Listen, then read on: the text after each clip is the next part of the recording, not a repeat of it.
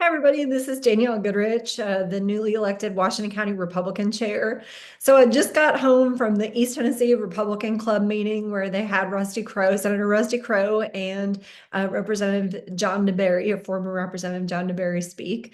And it's come to my attention on several occasions now that there's some confusion between what the Washington County Republican Party is, what the East Tennessee Republican Club is, and what the Washington County Federated Women are, and how we all work together. So I wanted to go through, this was actually a presentation that I put together for our first CEC meeting, which we had on April 29th, 2025. And I think it would be helpful for the people of Washington County to see this as well. So if I can get this to move. So during the meeting, we went through who serves on the Washington County Republican Party. So we have who was elected at the election on March 29th. So myself, I was elected, Danielle Goodrich, as the Washington County Republican chair. You had the first vice chair elected was Cliff Vickers, second vice chair Paula Treese, third vice chair Freddie Malone, the secretary Dana Jones, and the treasurer Bill Boswell, and vice treasurer Martha Davenport. Who also sits on the county executive committee, or the Washington County Republican Party, is the state executive committee. So the people who you just elected, are the CEC, the County Executive Committee.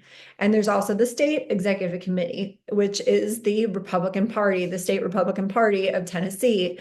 And the State Executive Committee is who comes up with the bylaws for the Tennessee Republican Party, who oversees the Republican Party in Tennessee. And so you elect the state executive and a state executive committee man and a state executive committee woman. Our state executive committee man is Todd Fowler, and our state executive committee woman is Anita Taylor. And they have a seat, a voting seat on this Washington County Republican Party, the CEC County Executive Committee as well. In addition to that, you also have auxiliary clubs. So the Washington County Federated Republican Women, they are a national organization. They have a seat on the CEC as an auxiliary club. The ETRC, they're not listed by the state party as having a seat, a voting seat, but they sit on the CEC as well. And then you have the Young Republicans, who we have yet to see who's going to be in that position, but there's a former Turning Point person who got her application in first, and that's Rachel Mill, and it looks like it might be her. So that is who makes up the Washington County Republican Party, otherwise known as the County Executive Committee. And this was all about this meeting. But so what are the duties of the Washington County Republican Party? What was I just elected to do?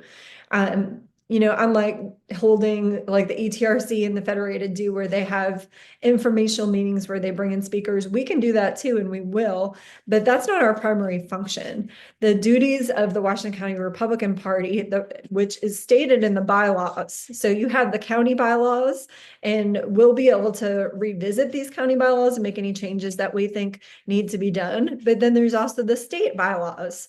So the state executive committee that Anita and Todd serve on, they also put together bylaws. So the purpose per the bylaws is electing Republican candidates to office on the national, state, and local levels, recruiting Republican candidates to run for office, assisting the Tennessee Republican Party and the Republican National Committee, recruiting membership in the Republican Party at all levels, promoting public awareness of the Republican position on public issues, and fostering good citizenship in general, increasing the effectiveness of our members in the cause of good government through active political participation, and raising funds for Republican election campaigns and for promoting Republican ideals. That is what it states in the Washington County Republican Party bylaws. I'm sorry, that is what it states in the Yes, that's correct. So this is just a screenshot of it right here, and that's where I pulled it from. These were the bylaws from 2021, and we'll be looking to do some changes to those.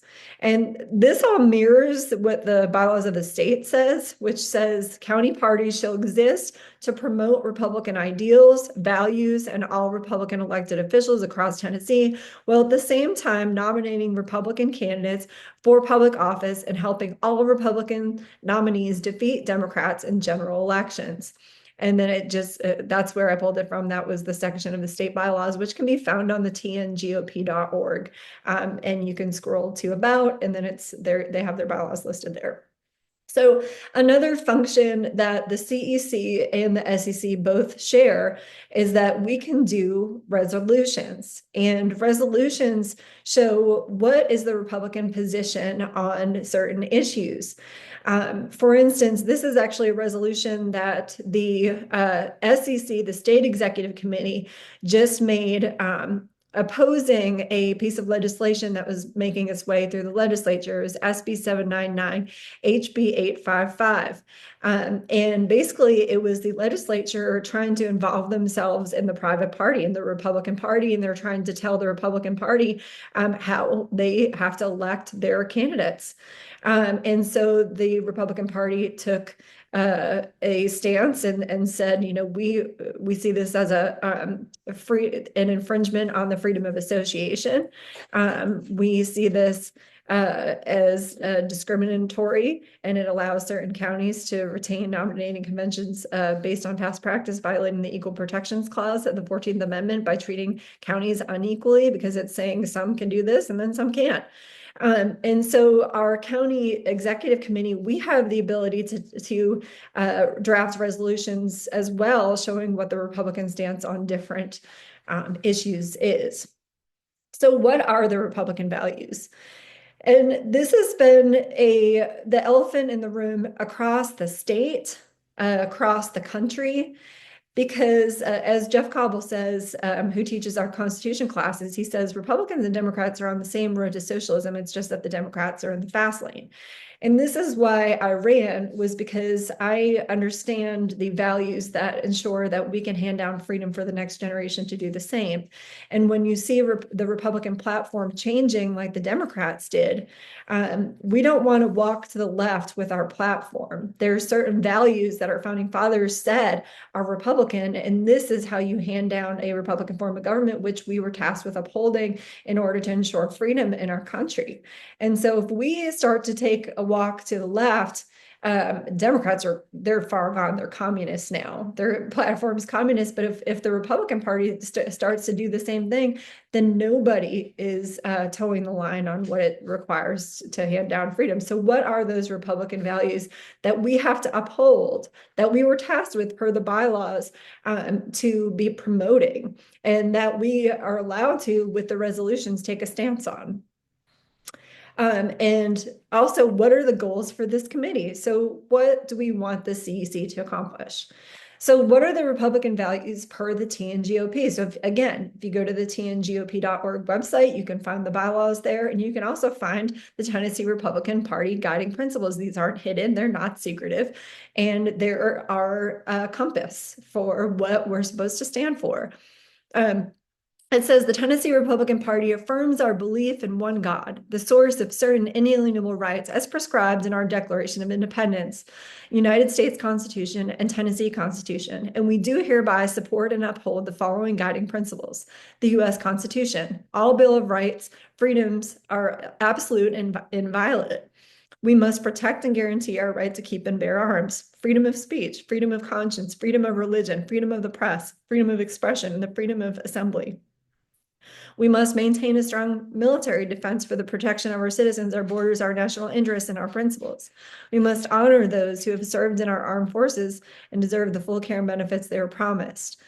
Elections. Tennessee is highly ranked in the nation for election integrity. Voting by all legal U.S. citizens should be protected in every effort made to assure one person, one vote. And yes, we always point to Tennessee is highly ranked in the nation for election integrity, yet We have laws that are being passed in our legislature that are making us look like other states, which are lower ranked in election integrity. If we are so proud of our highly ranked election integrity, why would we walk away from that by following laws that helped walk away from election integrity in other states? That doesn't make sense. Economy. Our nation's economic policy should promote the production of goods and services made in America by American citizens. That's America first, including self-sufficiency in food, medicine, energy, communication, and defense, with emphasis on free market principles and solutions without government price controls.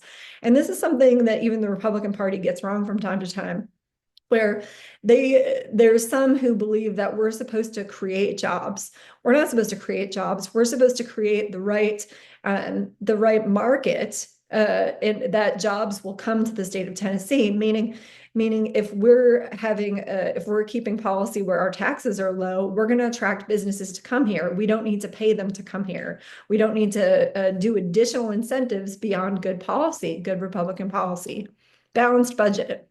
We support Tennessee's commitment to a balanced budget, the constitutional prohibition of a state income tax, minimal taxation, and strong fiscal reserves. Yes.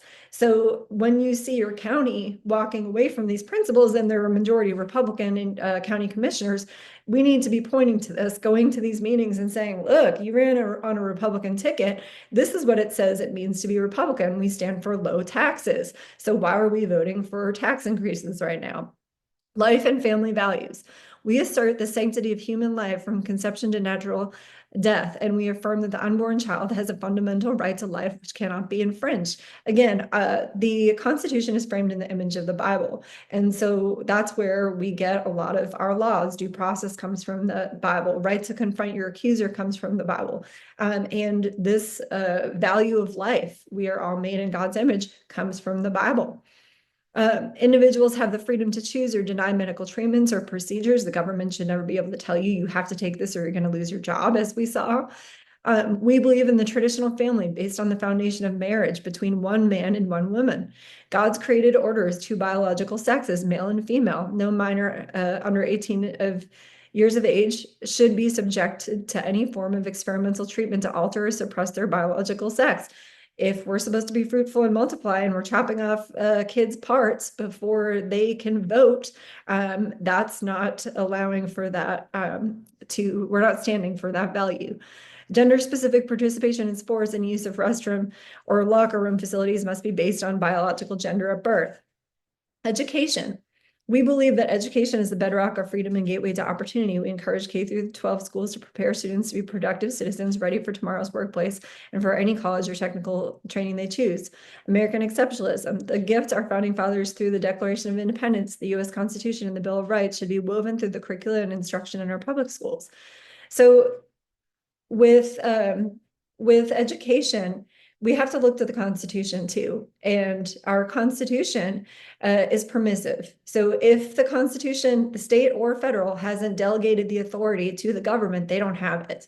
Our state Constitution says that the legislature is to provide for a free public education. So that doesn't give them the permission to fund other programs. English is our official language, and complete mastery must be the goal of our public schools. Law and order. Laws are created by our state and federal legislators. Bureaucrats should implement laws, not interpret or create them. The rule of law should be applied and enforced equally to neither target nor exempt individuals or groups. Personal responsibility. We believe that with freedom comes responsibility. We believe that individuals are responsible for their own actions and decisions and must strive to act consistently ethical in all areas of life.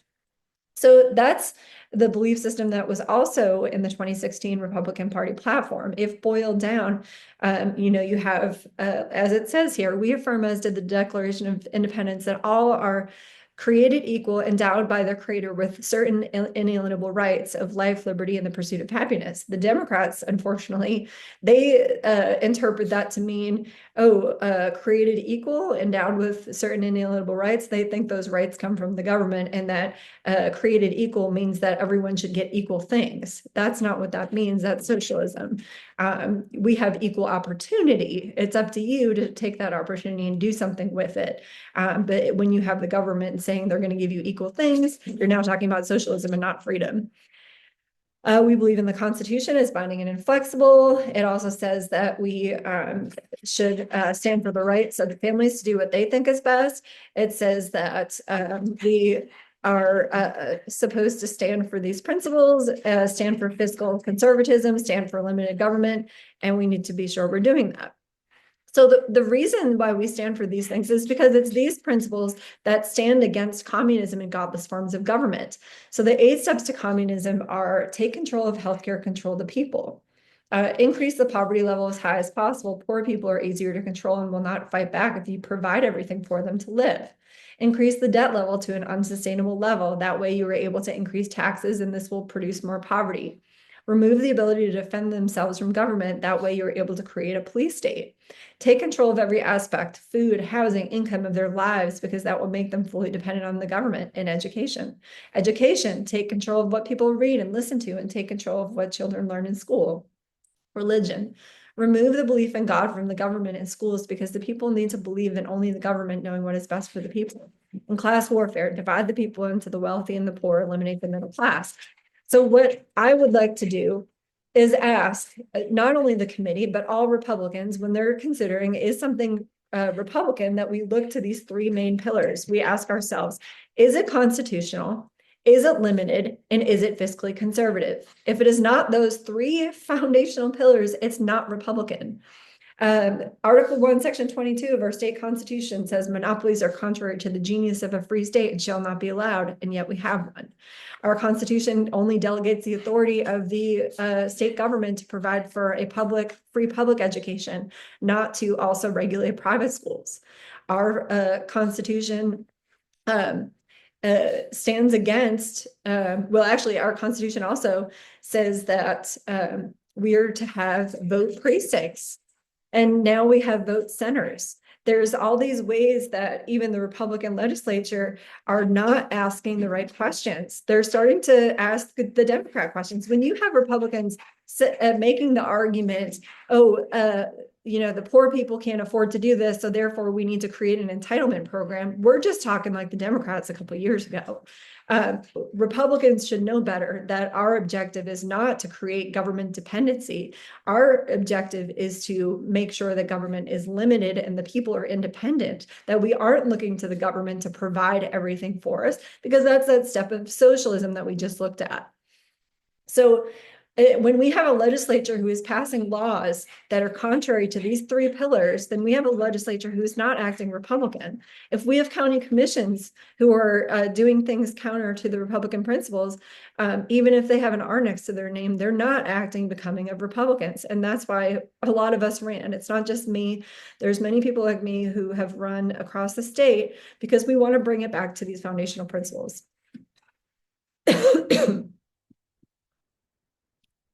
The framers believed the Constitution was to be interpreted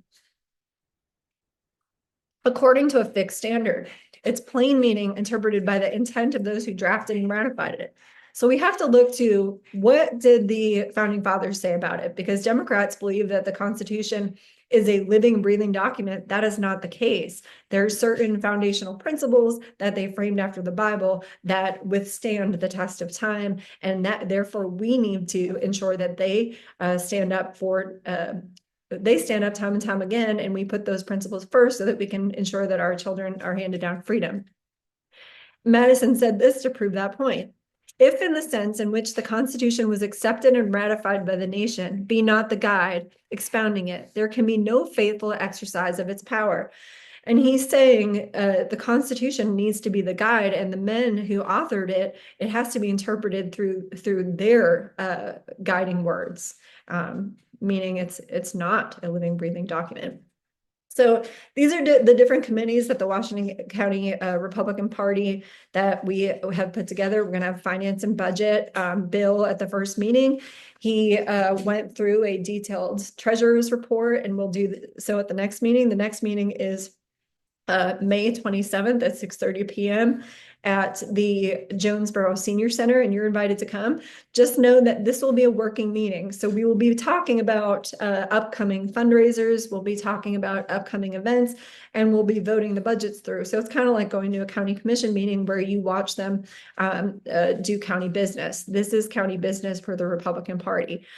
So we'll do a treasurer's report, and we will have a committee, finance and budget committee. We have an events committee who will put on the fundraising events for that committee. We'll have a communications committee, a legislative issues committee, elections committee, bylaws and rules committee. And if you are interested in serving on any of these committees, please let me know.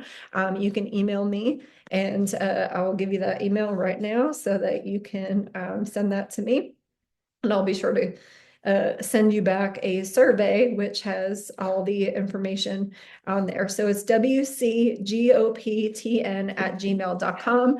And that will be what we use until we get the website up and going. But we would love to have more volunteers, so just let me know. So these are the main functions of the Washington County Republican Party. These are the main committees.